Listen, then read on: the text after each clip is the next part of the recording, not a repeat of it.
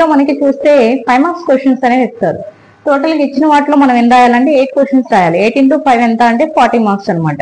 కాబట్టి section B నుంచి 40 marks వస్తే అవి 5 మార్క్స్ క్వశ్చన్స్ అనేసి చెప్తున్నాం. ఇప్పుడు వాటిలో ఇంపార్టెంట్ క్వశ్చన్స్ ఏంటనేది ఒకసారి చదువుదాం. ఫస్ట్ క్వశ్చన్ మనం చదివితే what is utility, what are its types అనేసి అంటున్నారు. ఇది ఎక్కువ రిపీటెడ్ గా వస్తున్న క్వశ్చన్ కాబట్టి కంపల్సరీగా చదవాల్సి ఉంది. Next question what are the factors determine the demand, the reasons for negative sloping demand curve. Negative sloping demand curve అనేసి అడగడానికి ఛాన్స్ అనేది ఉంది. లేదంటే why demand curve from left to right downward slope అని కూడా అడగడానికి ఛాన్స్ అనేది ఉంది.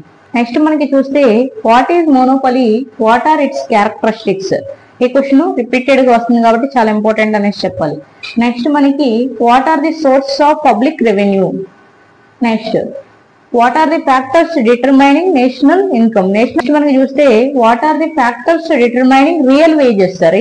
నెక్స్ట్ క్వశ్చన్ చూస్తే what are the characteristics of funds. ఇది కూడా 5 marks. Statistics explain the relationship with economics.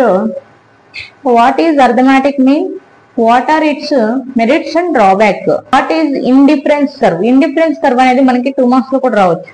అలాగే వాట్ ఆర్ ఇట్స్ అజంప్షన్స్.